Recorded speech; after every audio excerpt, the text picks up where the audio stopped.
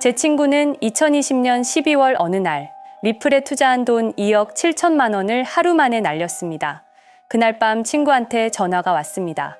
목소리가 무척이나 떨리는 목소리로 "이게 말이 돼? 하루 만에 63%가 날아갔어." 저도 멍했습니다. 리플이 뭘 잘못했길래 하루 만에 이렇게 폭락할 수 있는 건지. 그때는 우리가 운이 없었다고 생각했습니다. 단순히 투자를 잘못한 거라고. 근데 5년 동안 이 사건을 추적하면서 알게 됐습니다.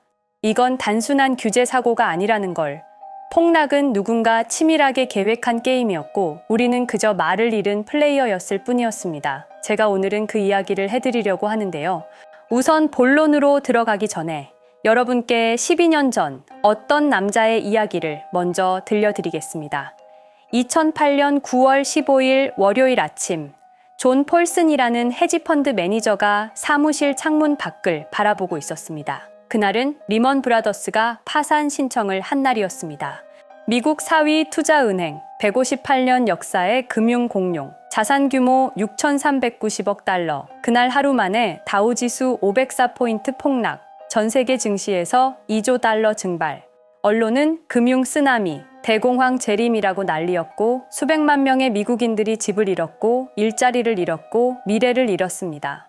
그런데 존 폴슨은 그날 하루 만에 37억 달러를 벌었습니다. 우리 돈 5조 원입니다. 어떻게 그게 가능했을까? 리먼 브라더스가 파산하기 몇 달 전부터 그는 리먼 주식을 공매도하기 시작했습니다. 마치 미리 알고 있었다는 듯이 말이죠. 처음엔 저도 그냥 운이 좋았거나 천재적인 투자자라고 생각했습니다. 그런데 2010년 금융위기 조사위원회 보고서가 공개됐습니다. 거기서 이상한 패턴들이 발견되기 시작했는데요. 첫 번째, 리먼 브라더스 파산 3개월 전부터 특정 헤지펀드들의 공매도가 급증했다는 겁니다. 존 폴슨만이 아니었습니다. 몇몇 헤지펀드들이 마치 약속이라도 한 듯 동시에 움직였습니다. 두 번째, 당시 재무장관 헨리 폴슨. 이 사람 전직이 뭐였는지 아십니까? 골드만삭스 CEO였습니다. 리먼 브라더스 파산 직전, 그는 골드만삭스 CEO와 무려 24번의 전화 통화를 했습니다. 공식 기록에 남아있는 내용입니다. 세 번째, 구제금융명단. 리먼 브라더스는 왜 구제금융을 못 받았을까? 같은 시기에 위기에 빠진 골드만삭스는 정부로부터 구제금융을 받았습니다. 모건 스탠리도 마찬가지입니다. AIG는 무려 1,820억 달러 구제금융을 받았죠. 그런데 하필 리먼 브라더스만 파산했습니다. 그 이유가 무엇일까요? 네 번째, 가장 소름 끼치는 발견.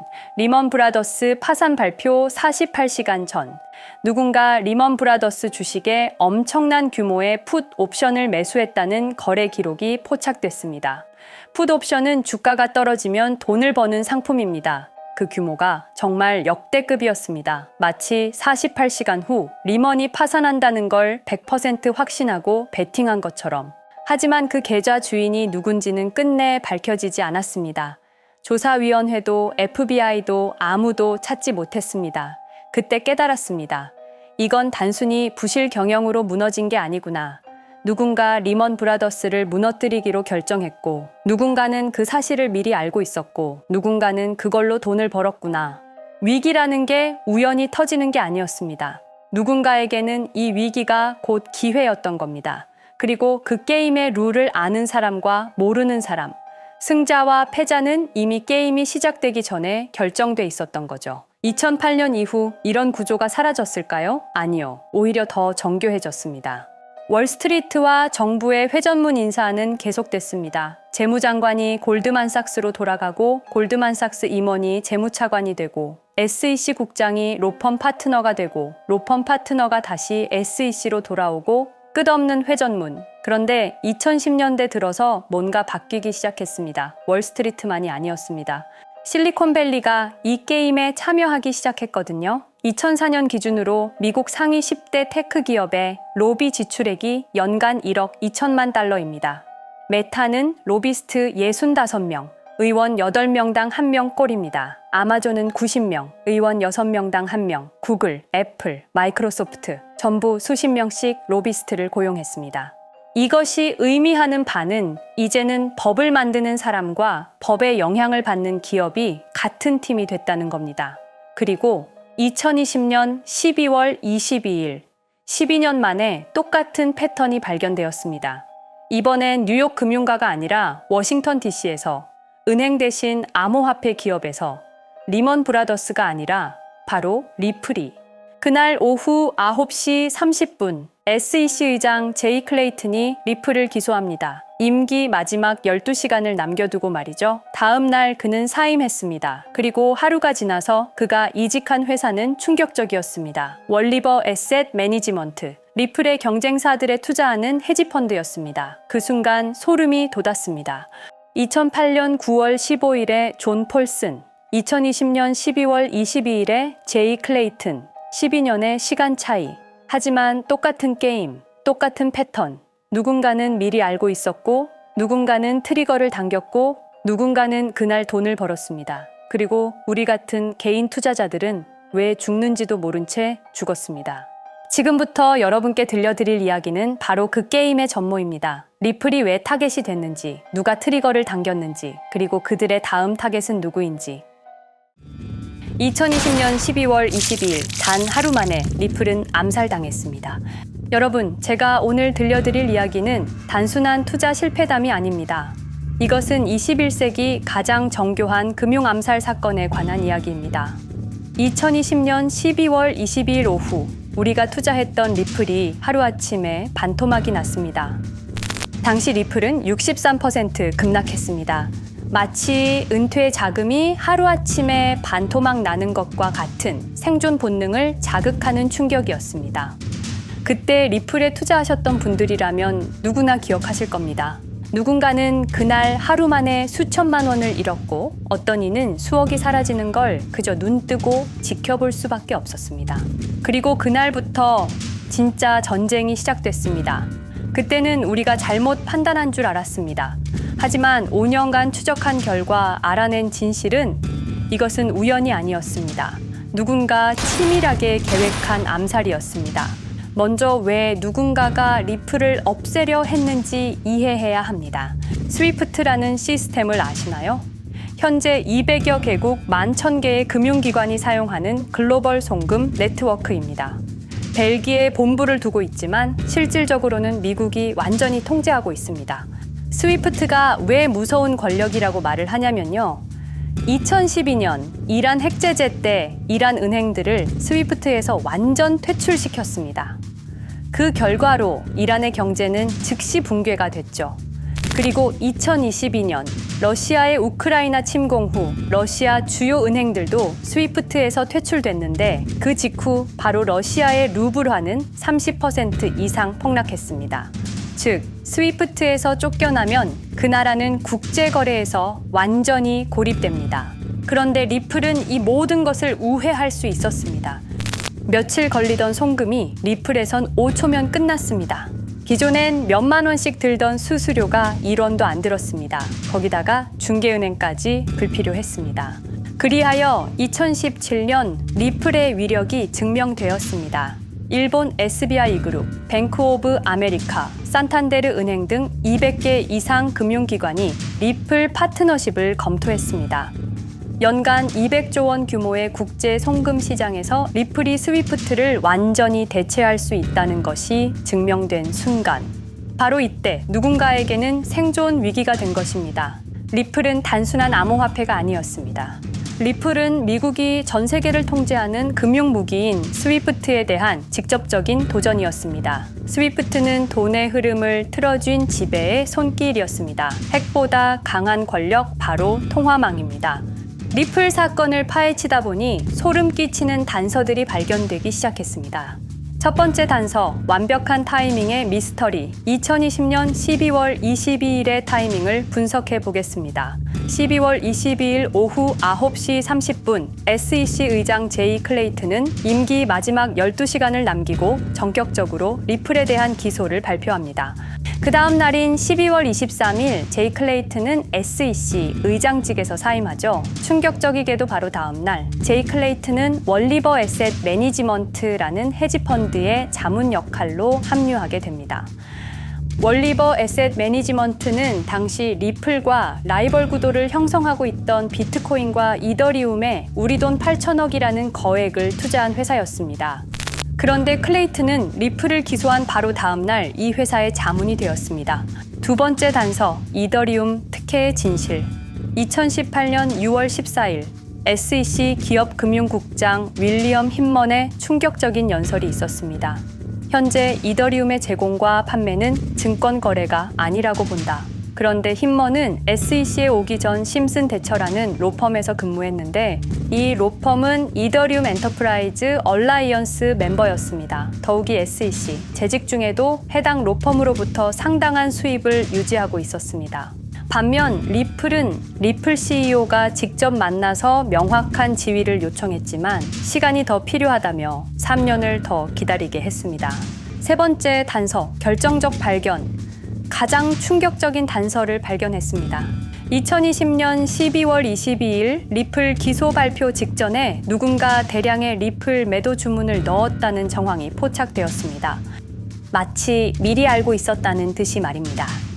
이 흔적들을 추적하던 중 예상치 못한 곳으로 연결되었습니다. 실리콘밸리였습니다. 은행이나 정부가 아니라 테크 기업들이었습니다. 그것도 우리가 혁신과 자유의 상징으로 알고 있던 바로 그 실리콘밸리 말입니다. 이 세 명의 인물, 이 세 개의 사건, 전혀 관련이 없어 보이지만 공통점이 하나 있습니다. 모두가 실리콘밸리 금융 네트워크와 직접 연결되어 있었다는 겁니다. 모든 흔적이 한 곳을 가리키고 있었습니다. 리플을 제거한 배후로 의심되는 세력들, 많은 단서들이 결국 이곳을 가리키고 있었습니다. 바로 페이팔 마피아라는 이름의 거대한 네트워크였습니다.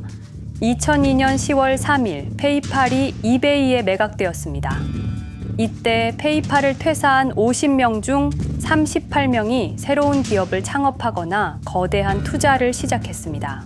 그들은 서로 관계를 꾸준히 유지하면서 창업한 기업에 서로 투자하고 때로는 동업하면서 상호 성장하는 거대한 네트워크를 만들어냈습니다. 2025년 현재는 우리나라의 GDP보다 큰 규모의 자산을 움직이는 네트워크가 되었습니다. 이제 그들은 기업가가 아닌 제국의 지배자가 되었습니다. AI, 국방, 금융, 심지어 법까지도 전부 그들의 손안에 들어왔습니다. 그중 핵심 인물이 바로 피터 틸인데요. 팔란티어를 창업한 사람입니다. 팔란티어는 CIA, FBI, 미 국방부 등의 정부기관에 데이터 시스템을 독점으로 공급하고 있습니다. 피터 틸이 직접 설립하거나 자문을 한 회사만 무려 59개나 되는데요. 가장 유명한 사례는 페이스북의 첫 외부 투자자였다는 겁니다. 우리 돈 약 6억 정도를 투자해서 수조 원의 수익을 올렸거든요. 그리고 나서 2025년 트럼프 2기 행정부의 공동인수위원회 의장으로 발탁이 된 인물입니다. 2001년 충격적인 9.11 테러 후 그는 우리의 사기 탐지 기술을 국가 안보에 쓸 수 있다며 2003년 팰런티어를 창업했습니다.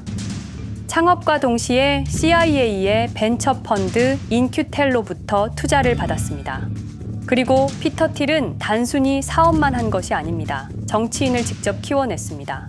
현재 미국 부통령인 JD 벤스는 피터 틸의 미스릴 캐피탈에서 일했고 피터 틸의 지원을 받아 나르야 캐피탈을 창업했습니다. 트럼프에게 벤스를 소개한 것도 피터 틸입니다. 그리고 일론 머스크, 우리에게는 테슬라, 스페이스X, 그리고 X로 유명한 인물이죠. 머스크 역시 트럼프 2기 행정부에 입각해서 정부 효율 성부, 도지의 수장으로 일했습니다. 연방정부 전체의 예산 삭감 권한을 가진 엄청난 자리였습니다만 지금은 트럼프와 갈등을 벌이고 있기도 하죠. 그런데 그가 트럼프의 2024년 대선 최대 후원자라는 건 변하지 않습니다. 무려 2억 9,148만 달러, 우리 돈으로 약 4,300억 원을 기부했는데요. 머스크는 그때부터 기술과 권력을 통합하려는 제국 건설에 나섰습니다. AI, 화성, 인터넷, 금융. 이제는 인류의 생각 그 자체까지 장악하려 하고 있습니다. 머스크는 원래 트럼프 지지자가 아니었습니다. 오히려 바이든을 지지했죠. 하지만 바이든 정부가 백악관 전기자동차 정상회담에서 GM과 포드는 초대하고 테슬라의 수장인 자신은 제외시키자 마음의 상처를 입은 머스크는 공화당 지지자로 돌아섰습니다. 그리고 머스크의 시장 조작 능력은 이미 입증되었습니다. 2021년 5월 환경 문제로 비트코인 결제 중단이라는 트윗 하나로 비트코인을 폭락시킨 후 뒤로는 더 싸게 매집했습니다. 그리고 데이비드 sak스, 현재 백악관 AI 및 암호화폐 차르로 있는 인물이죠. 모든 암호화폐 정책 최종 결정권을 가진 자리에도 페이팔 마피아가 장악한 겁니다. 마지막으로 제드 맥켈럽, 우리에게는 리플의 배신자로 알려진 인물인데요. 아시는 것처럼 리플 공동 창업자였지만 리플을 나와서 스텔라루멘을 출시한 사람입니다. 2013년 리플 퇴사 후 90억 개의 리플을 보유한 상태로 갈등을 벌이다가 결국 2022년 7월까지 리플을 완전 매도해서 4조 2천억의 천문학적인 수익을 올렸습니다. 자, 그런데 여기서 기묘한 커넥션이 나오는데요. 2025년 6월 페이팔의 페이팔 USD가 스텔라루멘 체인으로 이전을 발표합니다. 그리고 SEC 의장 제이 클레이튼도 이들과 연결되어 있었습니다. 클레이튼이 리플 기소 후 바로 합류한 월리버 에셋 매니지먼트는 페이팔 마피아들이 투자한 회사였고 원래는 비트코인, 이더리움에 8천억 정도를 투자했다고 알려져 있었지만 올해 초 내부 기밀 문서가 유출되는 사건이 발생합니다. 그 문서에는 스텔라루멘에 700억 가량 투자했다는 사실과 피터 틸의 팔란티어 주식 1조 6천억 원어치, 그리고 페이팔 USD에 대한 투자 내용도 있었습니다. 더욱 충격적인 건 리플 경쟁사들의 집중적인 투자를 이어오고 있었다는 겁니다. 이제 모든 퍼즐이 맞춰지는 느낌이죠. 페이팔 마피아의 리플 제거 작전을 시간 순으로 정리해보자면 1단계, 내부 침투. 제드 맥켈럽이 리플 공동 창업자로 참여해 핵심 기술을 습득한 후 2013년 의도적 갈등 조성 후 퇴사. 90억 개의 리플을 보유한 채 시한폭탄을 설치했습니다. 2단계, 정부 인프라 구축. 피터 틸의 팔런티어가 2003년 CIA 벤처 펀드 투자로 창업 후 2020년까지 주요 정부 기관 핵심 시스템을 장악했습니다. 3단계, 경쟁사 특혜 공작. 윌리엄 힌먼을 통해 2018년 6월 이더리움은 증권이 아니다 발언을 이끌어내면서 리플을 3년간 의도적으로 지연시켰습니다. 4단계, 마지막 일격. 제이 클레이튼이 임기 마지막 12시간 전에 리플을 기소한 후 다음 날 사임, 바로 그 다음 날 리플 경쟁사에 투자하는 회사의 자문으로 합류했습니다. 5단계, 대체제 준비. 2023년 8월 페이팔 USD 스테이블 코인을 출시하고 2025년 6월 제드의 스텔라 블록체인으로 확장을 발표했습니다. 제드의 리플 매도 자금이 스텔라 개발에 투입되었습니다. 6단계, 정치권 완전 장악. 데이비드 sak스가 모든 암호화폐 정책 최종 결정권을, 일론 머스크가 정부 예산 삭감 권한을, 피터 틸이 트럼프 인수위원회 공동의장직을 차지했습니다. 동시에 테크 기업들의 로비 활동도 급증했습니다. 메타는 2024년 역대 최고 금액인 2,443만 달러를 로비로 지출. 메타의 로비스트는 2016년 31명에서 2024년 65명으로 증가했는데요. 의원 8명당 로비스트 1명을 붙인 꼴입니다. 아마존은 의원 6명당 1명씩 담당 로비스트가 붙을 정도로 규모를 확대했고요. 7단계, 경쟁 세력 완전 제거. 데이비드 sak스가 백악관 정책 담당자로 취임한 지 2주 만에 리플이 지난 수년간 워싱턴에 배치해 놓은 주요 로비스트들이 하루아침에 모두 축출되었습니다. 공식적인 이유는 이해관계 충돌이었지만 실제로는 경쟁 세력 제거 작전이었습니다. 이로써 리플을 대변할 수 있는 마지막 정치적 통로마저 완전히 차단되었습니다.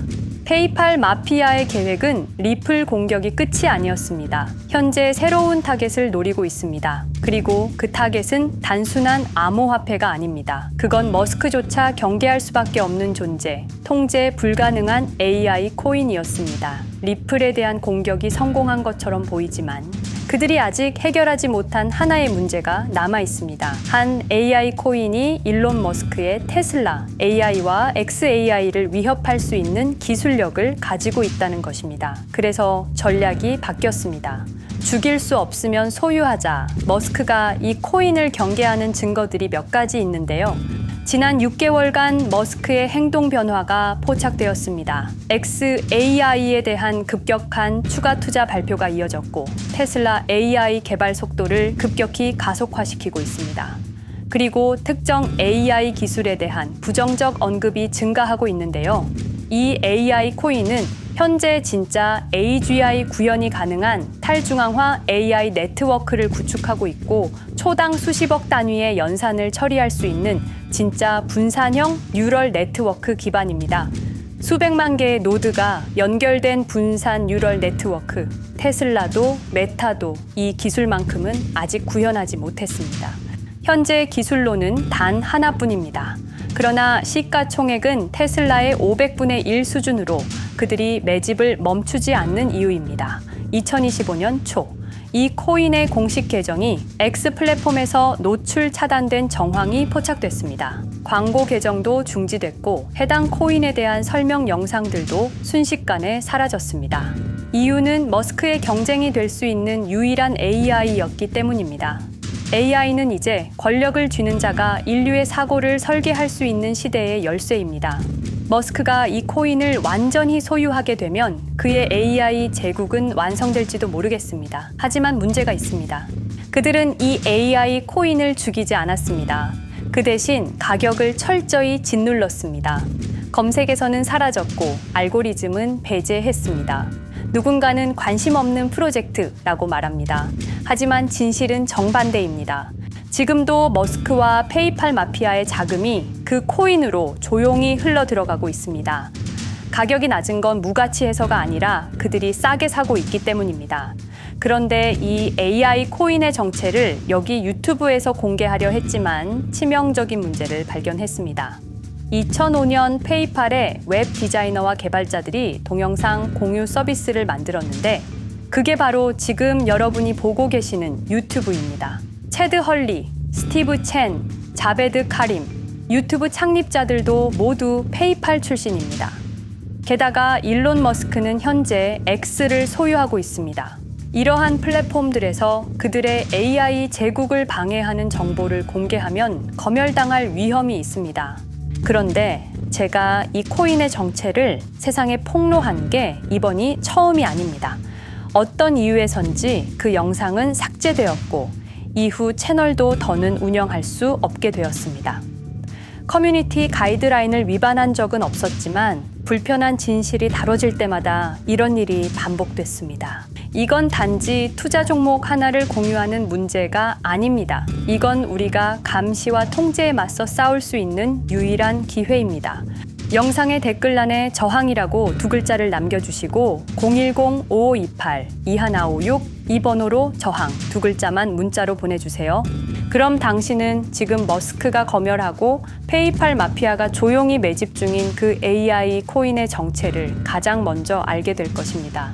우리는 지금 역사의 분수령을 지나고 있습니다. 진정한 탈중앙화 금융이 실현될 뻔했지만 페이팔 마피아의 방해로 더 강력하고 교묘한 지배자들이 통제하는 세상이 오고 있습니다. 페이팔 마피아가 완성하려는 새로운 세계는 팔란티어를 통해 모든 거래를 실시간으로 감시하고 페이팔의 페이팔 USD를 통해 정부 마음대로 계좌를 동결시킬 수도 있고 차세대 스위프트를 통해 우리의 거래를 통제하고 AI 기술 독점을 통해 인류의 사고방식마저 장악하려는 겁니다. 하지만 완전히 포기하기엔 너무 이릅니다. 왜냐하면 진실을 아는 사람들이 늘어나고 있고 브릭스가 여기에 대한 대안을 만들고 있으며 리플의 기술적 우수성은 여전히 변하지 않았고 아직 머스크가 완전히 통제하지 못한 진짜 AI 혁명의 씨앗인 이 코인이 남아있기 때문입니다. 규제 환경이 바뀌고 진실이 밝혀지면 리플은 언제든 재평가받을 수 있습니다. 리플 홀더들이 당한 것은 개인 투자 실패가 아니었습니다. 이것은 21세기 금융 권력 투쟁에서 일어난 결정적 전투였습니다. 리플은 비록 일시적으로 억압받고 있지만 진정한 탈중앙화 기술은 결코 사라지지 않습니다. 하지만 이 전쟁은 아직 끝나지 않았습니다. 우리가 아무것도 하지 않으면 그들은 모든 것을 가져갈 겁니다. 머스크와 페이팔 마피아는 이 시대 최고의 지배자들입니다. 하지만 그들도 막지 못하는 단 하나가 있습니다. 바로 진실을 알아버린 개인들입니다. 우리는 지금 그들에 맞설 수 있는 거의 유일한 순간에 서 있습니다. 한 통의 문자, 그것은 단순한 신호가 아닙니다. 지금 움직이는 자만이 미래를 차지할 수 있습니다. 지금까지 이 긴 이야기를 들어주셔서 감사합니다. 제가 말씀드린 모든 것들은 사실을 기반으로 하며 대부분 공개된 기록들입니다. 기억하십시오. 우리가 침묵하는 순간 그들의 승리는 완성됩니다. 리플은 억압받았지만 그 정신은 살아남았습니다. 그리고 언젠가 진짜 자유로운 AI가 세상에 다시 등장할 그날까지 우리는 싸움을 멈추지 않을 것입니다. 010-5528-2156 이 번호로 저항 2글자만 문자 보내주세요. 이 정보는 지금 공개적으로 전할 수 없습니다. 저항이라는 신호를 보내주신 분들께 제가 직접 확인 후 순차적으로 보내드리겠습니다. 당신의 작은 선택이 우리 모두의 미래를 바꿀 수 있습니다. 지금이 바로 우리가 다시 시작할 순간입니다. 저항에 동참해주세요.